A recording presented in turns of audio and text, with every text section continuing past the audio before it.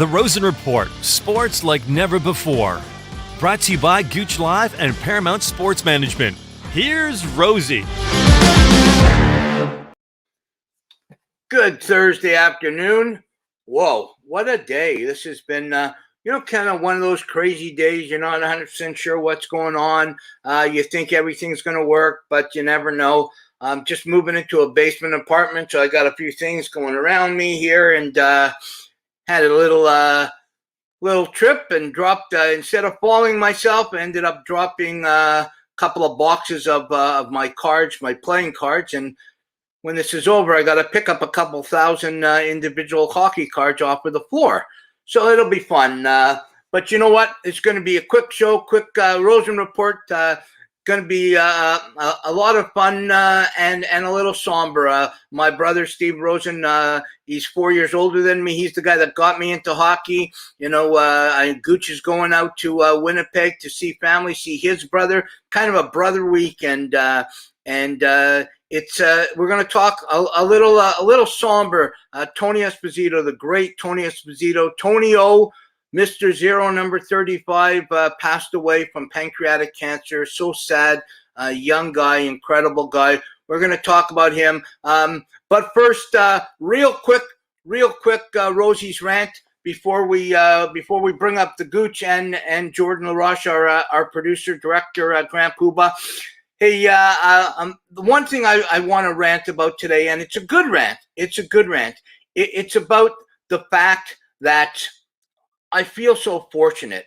I just moved into a basement apartment a few months ago. Wasn't sure really where things were going. Wasn't sure where I was staying. There's some great programs out there for people in recovery. And a program in Ontario that got me a basement apartment just outside of Newmarket. I've got a place. To hang my hat, to do the show, to sleep at night, a TV to watch sports and different things.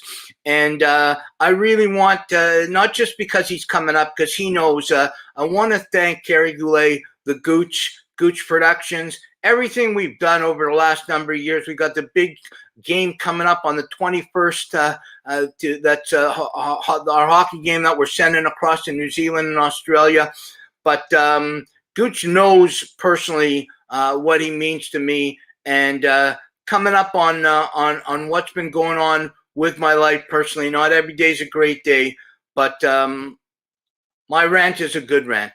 It's a rant to have good people in your corner, and it means the world to me. So saying that, let's bring some good people up. Let's bring the Gooch, Kerry Goulet, Gooch Productions. He's been doing it all, connected. He's on a flight in a couple hours, and he's doing the show.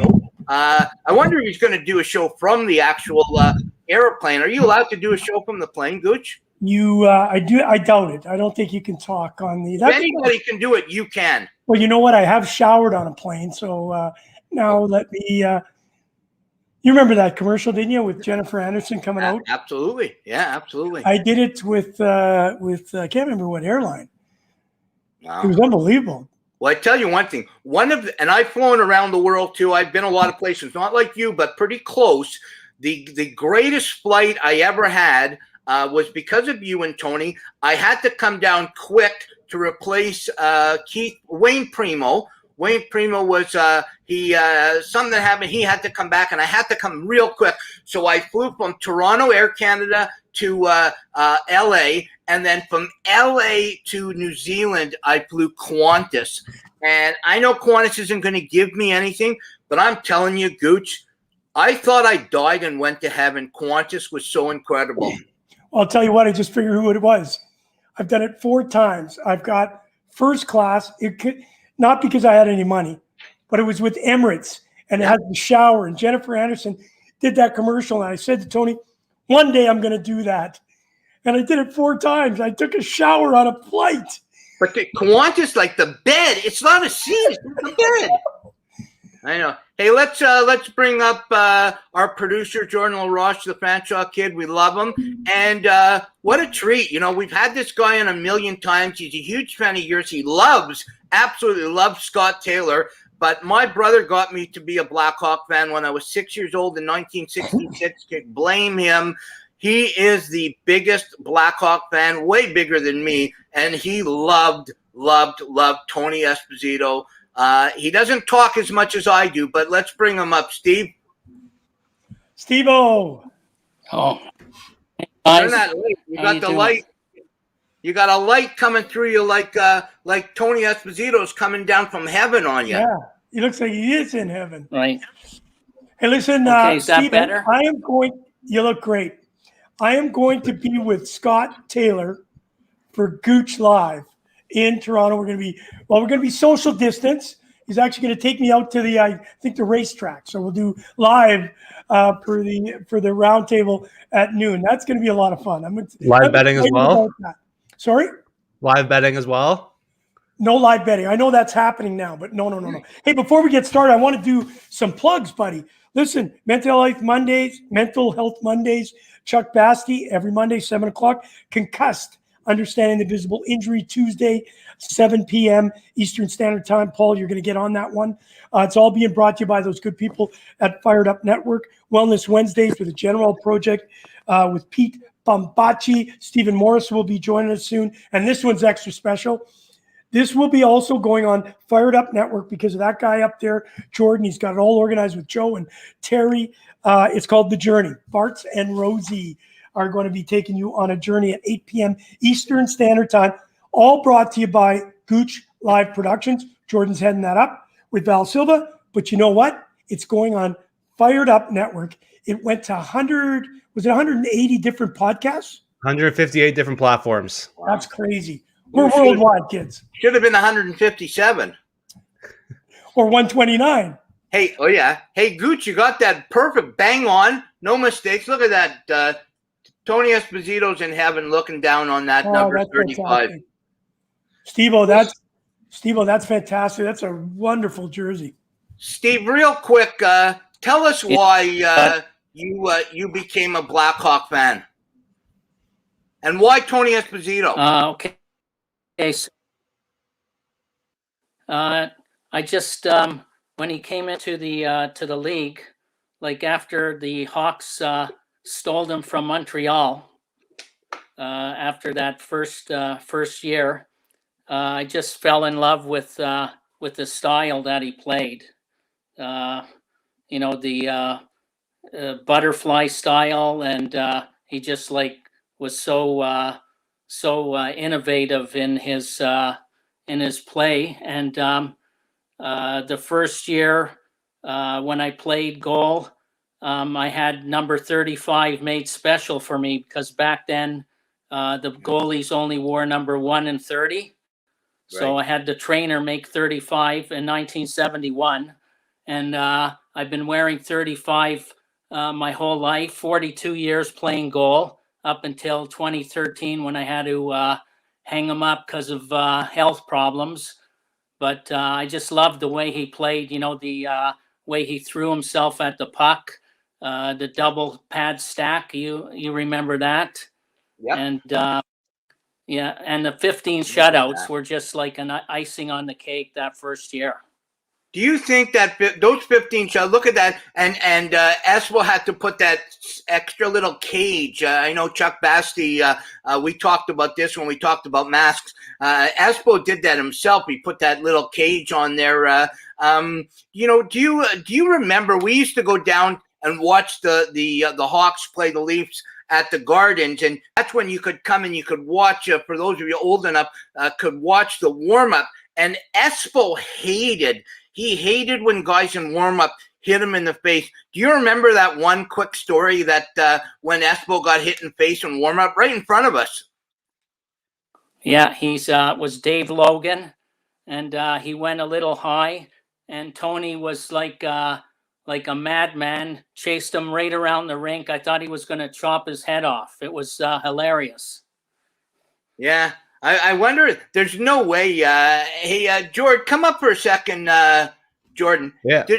Can you imagine? So back in the day, when Gooch would go, or me or my brother would go, they would allow you, the people in the front row, they wouldn't come until the game started. So they would allow you, if you got there early enough, to stand and over the glass watch warm-up at the Gardens. and we would always go down for the Hawks, get autographs, talk to the players and whatever. This particular time, this guy, Dave Logan, who was like sixth defenseman for the Hawks, he caught Esposito in the side of the head, and then he caught him in the shoulder. And can you imagine the goalie skating around warm-up with a stick ready to hit him? It was a totally different time. And I mean, I wasn't that extreme, but if someone took a shot at me at the head in practice or warm-up, I'd let them know I wasn't too happy with it. Yeah. Hey, I want to ask the three of you, is Gooch still around, or is he still packing? Gooch, I want to ask you guys all three the same question about this. So Tony Esposito was actually property of the Montreal Canadiens. The Hawks got him from the Canadiens. He had 15 shutouts in his rookie year. He broke Harry Lumley's record of 13. Do you think that record can ever be broken? Let's go with Jordan first. I don't know. That's tough. Just the way the NHL has kind of gone over the years, like the scores now are higher. Sorry, the scores now are lower than they were probably 20, 30 years ago. And on top of that, the goalie position has changed so much. It's probably more than any other position in sport. And that's going to keep evolving. And I just don't know if anyone's going to catch that record anymore. Even though there's less goals in the league, I just don't think that you can't really be that dominant anymore. Yeah. Steve, what do you think? Steven? Well, I don't think it's going to be broken for sure.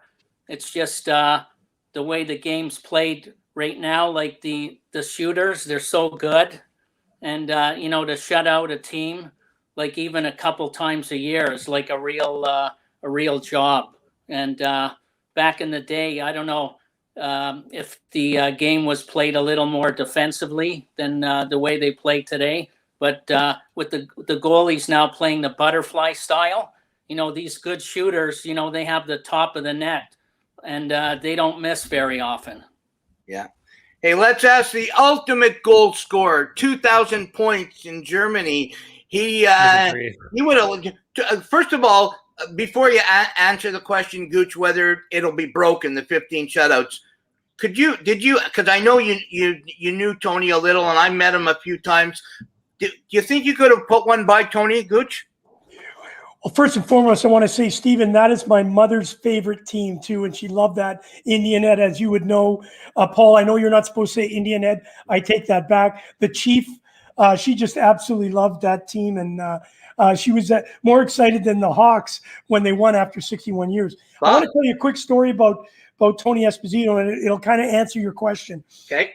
I knew Tony. Okay, I had a couple opportunities to meet him, as did you, Paul, with me in the Hockey Hall of Fame Legends Classic and stuff. And then we had an event with Tony Esposito and Phil Esposito. We were in Moscow, and everybody was sitting around the table, and they were talking stories and that sort of stuff. I'm sorry, Espo wasn't there. It was Dennis Hall and Phil Esposito, and they're talking stories. And I'm like a little kid in the candy store. I'm listening a little bit. And here's what the story was. I don't remember if it was the first meeting between the Boston Bruins with Phil Esposito and Chicago Blackhawks. If it was the first meeting for those two, I don't remember if it was the first game of Tony or Phil. I'm not 100% sure, but this is what happened.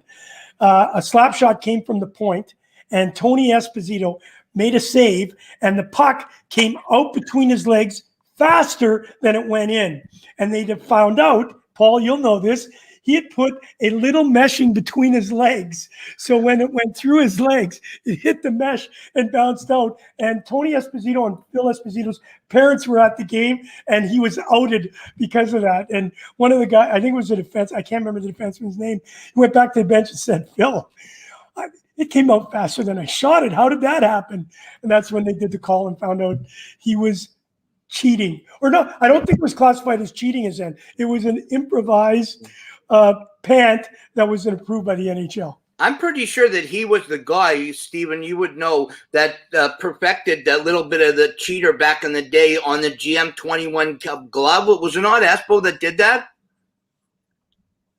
Yeah, it was the GM12 that he wore. And he was the first guy to put that piece of plastic on it. Because he was getting beat beat on that top side there. There's another story too. The NHL used to come and measure the pads of the goalies before the game to make sure they were up to specs. And what Tony would do, he would take the stitching out of the pad, take out the horsehair, stitch it up, and they would allow the pads to be legal. Then soon as they left, he'd open the pads up and put extra stitching in to make them extra wide. And that's a true story. That's him. Hey, listen, Paul, I'll answer that question. I'll agree with what Lucky says. Thanks for joining us, Lucky. Never going to happen. 15 shutouts in 1 year is just under 20% of games played. Unreal. With Connor McDavids of the world, the McKinnons of the world, the Matthews, the Marners, and all the rest of the big gunners that are on Crosby still, I just can't see a goaltender. I think you're good if you're doing 7 or 8, myself personally, and that's a lot. Yeah. It's been a while since somebody's even had 10. Jordan, could you check, please, if you don't mind, if you can just Google that? When's the last time somebody has had over 10, or even what's the most in a season over the last maybe 10 years? Yeah, absolutely. Hey, since we have an opportunity and we haven't talked about this, and he's wearing that Blackhawk jersey, thoughts on the fact that there's going to be a Blackhawk with the number 29 on it coming up in September, and it won't be Steve Ludzik, who we love so much. We are actually going out to Steve Ludzik's golf event. I know, Paul, you're going to be invited to come out, and really excited about that, August 26th. Stevie's such a great guy. Like and he's struggling. He's having a lot of health issues, so we're all thinking about him. Brady Leopold, hello, buddy. He's saying hello to us. Derek Luck is saying Patrick Roy. So let's see if that's so the all-time leader in shutouts per season is George Hainsworth, who played from 1926 to 1937. Pull the dust off those pads. Well, in one season, you're talking the whole thing, because it's one. Even what's his name, our buddy Liam McGuire said, Esposito's 15 broke Harry Lumley's 13. This guy had 22 in one season. It might have been with Montreal. Yeah, that couldn't have that had to go back to like when they were using it wasn't the actual NHL. It's not a full rule. There's no way, because we know Liam McGuire is the rule of the rule of the rule, and he's at Espo breaking Harry Lumley's 13, so 15. I don't know, 22. He might have been. They might have played they counted shutouts in the street like before the game. Yeah, they counted warm-ups. But the question they were asking about 29, of course, a special number to me, but I wasn't a goaltender. But what's really, really cool about that is, obviously I love Fleury, you know that, and I know you do too. And the fact that the way it all happened, and he said he wasn't going to go, and then cooler heads prevailed. What a great opportunity for the Chicago Blackhawks. That gives him instant credibility, and I know he's going to help. Obviously that young goaltender you've talked about a lot, Paul. And I think he's going to bring stability back there. And if Taves gets back in the lineup, and Kane has the year that he started out with last year, look out for the Hawks. I think they're going to do some damage, and it's all going to start with number 29. Yeah, you know what? And I don't have these grand things that they're going to win a Stanley Cup. But I think they're going to have a solid year, and I think the young kids are going to learn, and especially the young Finnish goalie, to have a chance to have a Hall of Famer in front of you for a couple of years. I love it. Hey, I want to ask, I know, Jordan, you probably won't be able to do this one because you didn't see him play, but this show is in honor of the late Tony Esposito, who, if you're watching now and you don't know it, passed away. Sault Ste. Marie, him and his brother Phil and Lou Nanny, some incredible great hockey players came out of the Sioux. Maybe a quick memory. I'm going to give mine real quick, and it's a heartbreak memory for me, because in the 71 series when Montreal knocked out the Hawks, that was really the chance. The Hawks had a 3-1 win over the great Canadiens, and Tony Esposito stood in his head. He made some great stops. But I had a memory in my head, guys, that was in my head like Lucky, you probably remember this one with some of the stuff with the Leafs. I couldn't go to school. It was when Jacques Lemaire, number 25, took that shot from almost center and beat Tony Esposito. And I'm like, how can you miss something like that? And then going back years later, we're in Oslo, Norway, and Eskil Hagen from the Norwegian takes a shot from center, and Paul Rosen, Mr. Goaltender for Canada, Sibim, right by me in the net. First thing that happened when it went in me, I said, Tony, now I understand how you let that one in from center. You fall asleep for an eighth of a second, boys, and it's in. That's my Tony one. Steve, you got one Tony Esposito memory? Steve, you there? Well, you just took my thunder right there. That was the one from center? Yeah, I'm here. You hear me? Yeah, go ahead. Yeah, Jacques Lemaire and Tony said that he had a problem with his contacts or something like that. But I remember, and also I remember the Stryden made on Jim and that series. I thought we had the Stanley Cup there, and then we just got a knife stuck in that there. Yeah. Well, the Habs can do that to you. I didn't go to school for a week. My mom was going to kill me. I was just there.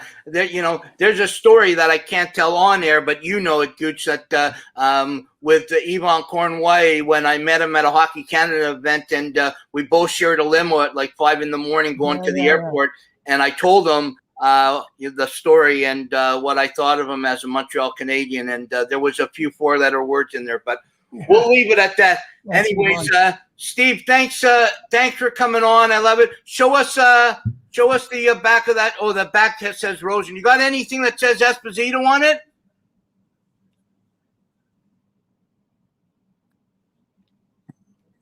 The Rosen. I was digging through my stuff, and somehow I can't find it.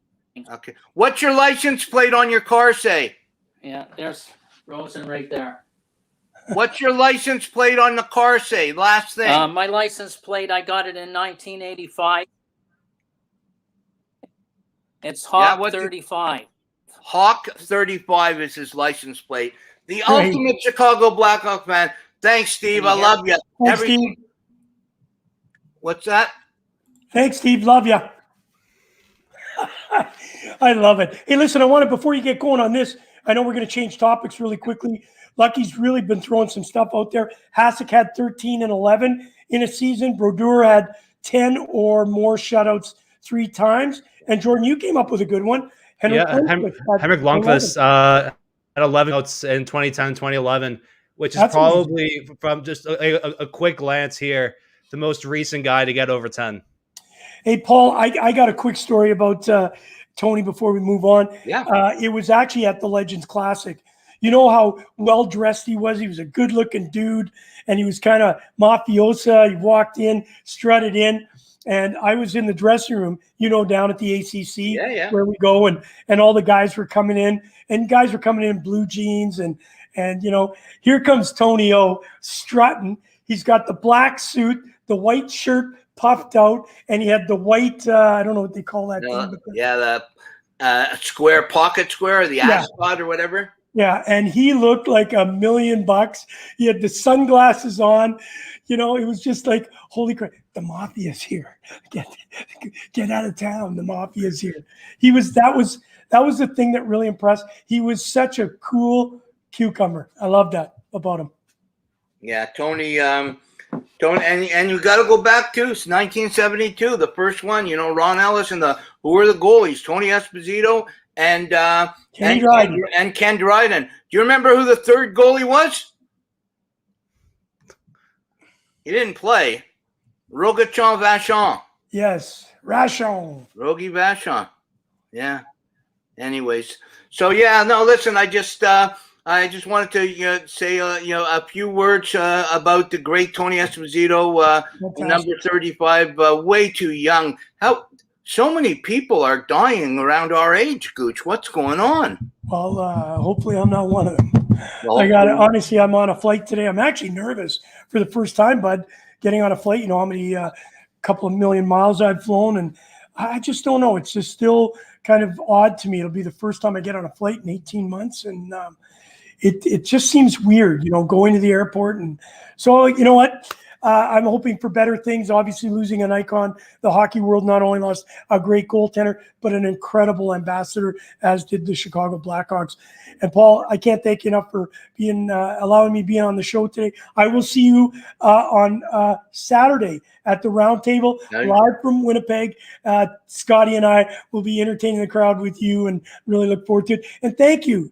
Thank you for bringing Stephen on. He has been such a big supporter. I remember one time, Stephen's story, I was in Auckland. I don't remember when I was at the airport. Remember, it was like 3:00 in the morning. I couldn't get Wi-Fi at my buddy. Yeah. And I was standing outside the subway station, Yeah. the subway sandwich joint. Yeah. And your brother was on. He said, "Hey, get me a sub." Yeah, absolutely. I love the jersey behind you. We're getting close to. Yes, we are. We're getting close today. You want to tell everybody real quick about what's going on again? Yeah, really excited. August the 21st, we're doing a game at Paramount Ice. It's on 407 in Dufferin. You will be there. You'll be doing the color along with Nico and of course, Stephen Ellis. We're really looking forward to it. Plus, you're going to be interviewing the guys. It was announced yesterday, the two coaches right now is Craig Johnston. I don't know if you remember that name. Sure, yeah. Played in the NHL. He's going to be coaching the American team. And Wayne Primo is going to coach the Canadian team. It'll be a little bit, obviously, with the borders being closed and the restrictions, it will be a little bit light on who we call American. As long as you have a bald eagle, you're in. And what's really going to be exciting is that we're just announcing Zenon Konopka is coming out of retired. He's actually been working out for 3 weeks. He's been so excited about captaining the U.S. And Kevin Noble is flying in. You remember Kevin, one of the all-time greatest players in the Ice Hockey Classic. So really looking forward to it. You can check it out on icehockeyclassic.com.au. It's going to be live streamed back to Australia. It's going to be 10 p.m. at night, and we are going to have a blast. It's going to be celebrating the great game that we've been missing for so long. Of course, we saw the NHL, but now the opportunity to show some of these young kids who are going to get an opportunity maybe to come with you and I over to Australia and show their wares when we do July the 2022 Outdoor Classic in Queenstown. Thanks for that plug, bud. Yeah, have a safe flight, and we'll talk to you on Saturday at Roundtable. I got to say, Jordan, thank you for all that you do. You've been doing a great job. We're getting the jerseys red. The jerseys look absolutely fantastic. All the swag look great. Val's done a great job, and he's reminding me. He always has to remind me, Gooch, slow down, breathe. He forgets I have asthma, but it's going to be live streamed globally. Not just obviously. So we're hoping that we get a lot of people around the world watching this thing, because it's going to be a celebration. It's an actual full game. And Paul, you know what's amazing about it?